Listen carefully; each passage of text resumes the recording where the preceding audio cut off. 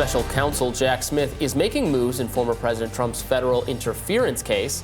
Now, NBC News reports that Smith is seeking to block him from making political arguments and referring to supposed conspiracy theories during the trial. Smith also asked the court to prohibit Trump from blaming law enforcement for the attack on the Capitol on January 6th. Now, as a reminder, Trump's claims that the election was rigged are not, in fact, true or stolen for that matter. They have been debunked repeatedly. Some conservative commentators bristled at Smith's request, arguing that it was an attempt to keep Trump's trial date set for March 4th in the face of new evidence surrounding a federal undercover agents at the Capitol on January 6th. Journalist Julie Kelly noted on X that Smith asked the court to preclude the jury from hearing evidence about January 6th in a case specifically surrounding January 6th, as well as the potentially political nature of Trump's prosecution.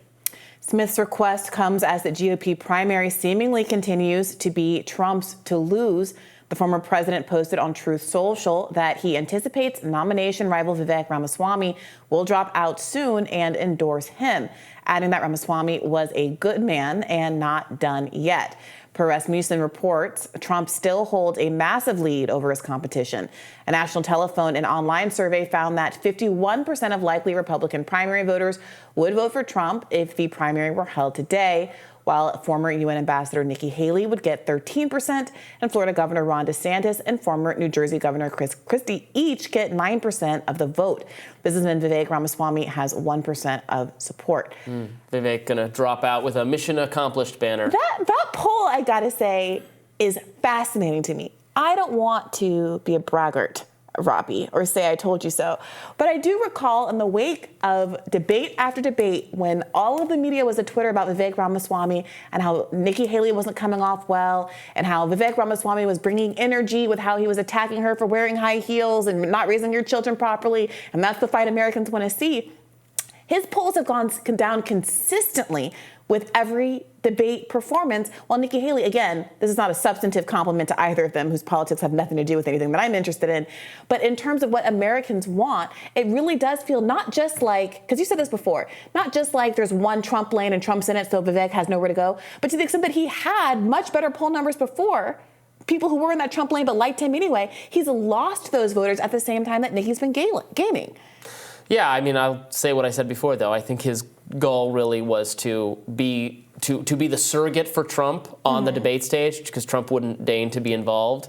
And look, obviously, if Nikki Haley somehow comes out of this as the nominee, it will have been an ineffective strategy. So we'll I don't think that's likely, but it is fascinating to see her not just eclipse Vivek, despite all of the attention he's been getting from the press, but eclipse Ron DeSantis, who at one time in this was polling in the 30s. She's getting plenty of attention from the press. She's getting probably the most favorable attention, much more favorable media attention than Ron DeSantis or Vivek Ramaswamy ever got. Well, we'll get into we've got more to talk about her in a minute. But I do want to discuss this. We should talk about the Jack Smith news. I don't know. I find a lot of this somewhat troubling. To try to keep out of the courtroom many of Trump's ideas, theories about the election and January 6th and law enforcement not doing a good job on January 6th.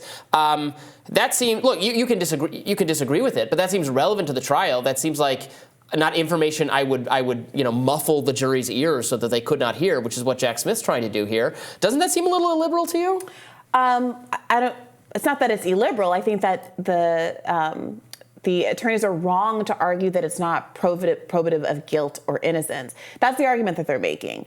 That the political claims that Donald Trump is making about this being a witch hunt in an effort to get him not in office, it's not dispositive, obviously. But if you believe that there is the motivation for this is not in fact the letter of the law and what the factual record says about what Donald Trump did or didn't do, but trumped-up charges that are driven by a desire to undermine the will of the Democratic electorate, then that obviously goes to the validity of the underlying claim.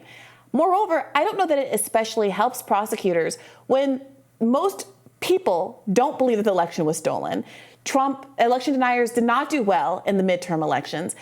go ahead and let Trump say in the courtroom if he wants to say, I think I'm here because it's a witch hunt, I'm not responsible for any of my actions, and also Joe Biden shouldn't have been president for the last 3 years. If that's the argument that he wants to make, I'm not entirely sure that that helps him.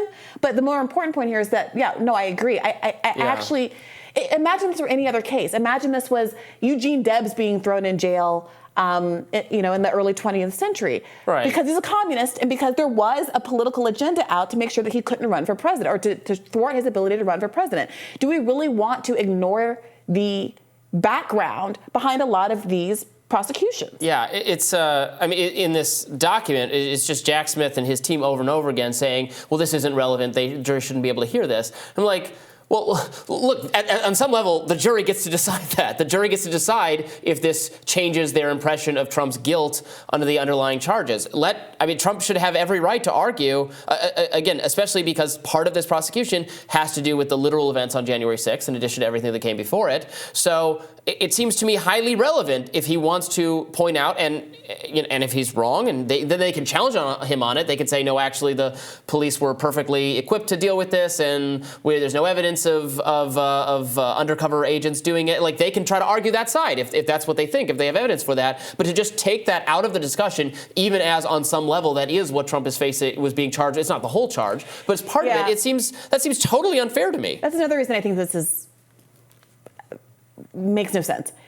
The bulk of the charge and the enormity of what has transgressed is the argument that Trump effected a fraud by conspiring with a number of other Republican officials around the country to draft, sometimes in the cover of night, slates of fake electors that could be submitted to Mike Pence with the goal of him saying, oh gosh, there's so many electors that have been submitted. Who knows what I can do about this? I got to throw it to the House, which could then, because of the numbers and the demographic distribution of the House, elect Donald Trump. That's the scheme. And to the extent that we're arguing over what the police officers did on the day of 1/6, when that is the tiniest fraction of the crime that Donald Trump is being accused of here, I think really misses the forest for the trees and suggests to me that the prosecution is still overly focused on what the Democratic Party has been focused on. Which is litigating the events of January 6th. Exactly. Yes. Despite the fact that the indictment wasn't. The indictment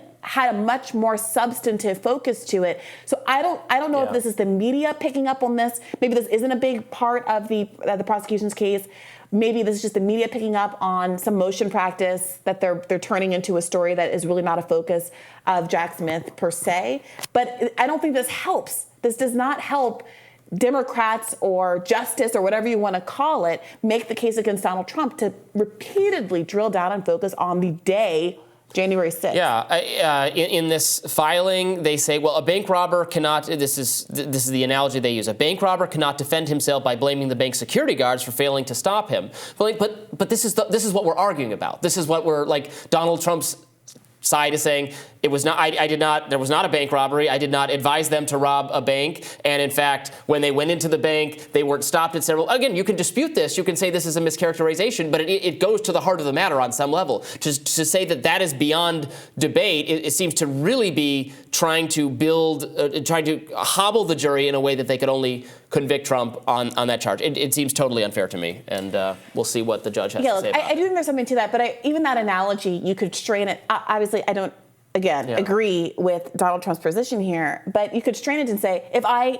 own a bank, I put all the money out on the counter, I leave the doors open and take all the personnel out of the bank, and some civilian walks in and sees stacks of cash, is it a crime for them to say, well, maybe the bank is clearly offering up money, so let me take it? That's the position of some of the people who entered the Capitol who feel like they were ushered in and allowed in by the police officers, in some cases escorted by police officers. But again, that's a good argument for the people who've been charged and arrested and imprisoned for trespassing at the Capitol. That has so little to nothing to do with what Donald Trump has been charged with. Well, I know, but they're trying to stop him from. Fair enough, but they're trying to stop him from talking about it. I agree. I find all that of it's really a sideshow. The objection should be that this is not a defense. This is not material to the charges that are being levied against you right now. Right. Not that you actually did the big, not the substance of the bank robbing analogy, because that's not the crime. The events of the day draw focus because they made for good television, frankly. And Democrats seem obsessed with them. The Democratic Party seems totally obsessed with them. It was the optics. It was the lack of civility. More Rising right after this.